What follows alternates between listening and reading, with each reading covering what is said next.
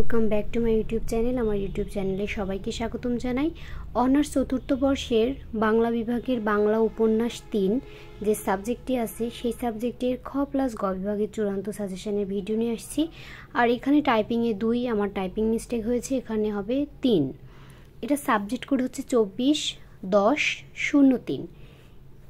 এখানে যে প্রশ্নগুলো রাখা আছে অবশ্যই তোমাদের এর ভেতর থেকে কমন আসবে, তো ভিডিওর প্রথম থেকে শেষ পর্যন্ত থাকার চেষ্টা করবে।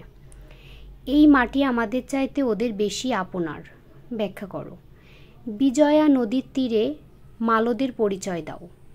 তিতাস একটি নদীর নাম, উপন্যাস অবলম্বনে অনন্তর মা চরিত্রের সংক্ষিপ্ত পরিচয় দাও। তিতাস একটি নদীর নাম, উপন্যাস অবলম্বনে অনন্ত আবার কিভাবে মালোপাড়ায় ফিরে এসেছিল। নদীর একটি দার্শনিক রূপ আছে, কথাটির তাৎপর্য বিশ্লেষণ করো। চাকরি শেষ করে দাদা সাহেব বাড়িতে এসে কি কাজে ব্রতী হন, সংক্ষেপে লেখো। 7 নম্বরে আছে নদীর শূন্য বুকের মতো তার বুকও শূন্যতায় খা খা করে, ব্যাখ্যা করো। 8 নম্বরে আছে চাঁদের অমাবস্যা উপন্যাসে পরাবাস্তবতার সংক্ষেপে লেখো। কাদের মিয়া কিভাবে নিজের শাস্তির হাত থেকে রক্ষা করে, সংক্ষেপে হোসেন আলীর পরিচয় দাও।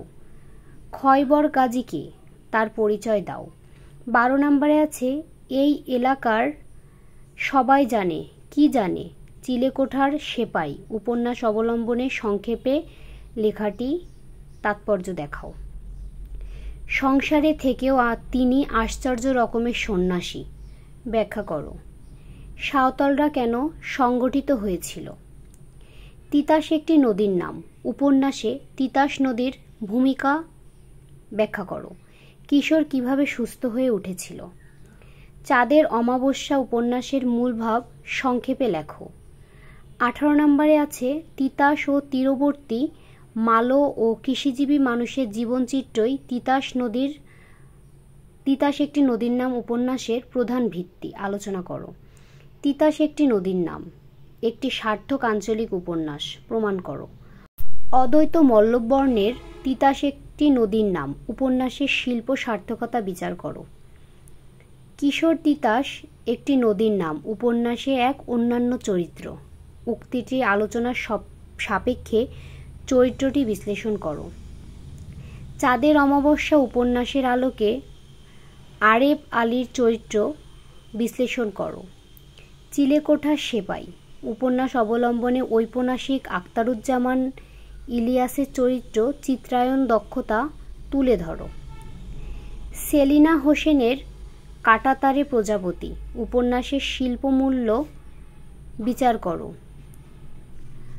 তারপরে আছে জোতদারি শাসন ব্যবস্থায় কৃষকদের অবস্থা ছিল কাঁটাতারে প্রজাপতির মতো, উক্তিটির যথার্থতা নিরূপণ করো। আখতারুজ্জামান ইলিয়াসের চিলেকোঠার সেপাই উপন্যাসে যে রাজনৈতিক চিত্র অঙ্কিত হয়েছে তার স্বরূপ বিশ্লেষণ করো। উপন্যাসিক হিসেবে আখতারুজ্জামান ইলিয়াসের প্রতিভার পরিচয় দাও। চিলেকোঠার সেপাই উপন্যাসের নামকরণের সার্থকতা নিরূপণ করো। চিলেকোঠার সেপাই উপন্যাসের অবলম্বনে আনোয়ার চরিত্র বিশ্লেষণ করো। সেলিনা হোসেনের কাঁটাতারে প্রজাপতি উপন্যাসের অবলম্বনে ইলামিট্টের উপর যে প্রভাব পড়ে তার আলোচনা করো। কাঁটাতারে প্রজাপতি উপন্যাসে একটি সময়কে নিখুঁতভাবে চিত্রায়িত করা হয়েছে, আলোচনা করো। 31 আছে কাঁটাতারে প্রজাপতি উপন্যাস অবলম্বনে সংক্ষেপে রমেন চিত্র চরিত্রটি বিশ্লেষণ করো। 31 আছে অদ্বৈত মল্লবর্ণের তিতাস একটি নদীর নাম উপন্যাসে জেলেদের জীবনযাত্রার পরিচয় বর্ণনা করো। 33 আছে চেতনা প্রবাহ রীতি কি, সৈয়দ ওয়ালিউল্লাহর চাঁদের অমাবস্যা উপন্যাসে চেতনা প্রবাহ রীতি কতটুকু সার্থক, আলোচনা করো। চাঁদের অমাবস্যা উপন্যাসের নামকরণের সার্থকতা বিচার করো। এই হচ্ছে তোমাদের সাজেশান। তো যদি তোমাদের এর ভিতরের প্রশ্নগুলো ইম্পর্টেন্ট মনে হয়ে থাকে অবশ্যই ফ্রেন্ডসদের মাঝে শেয়ার দিবে, লাইক কমেন্টস করবে।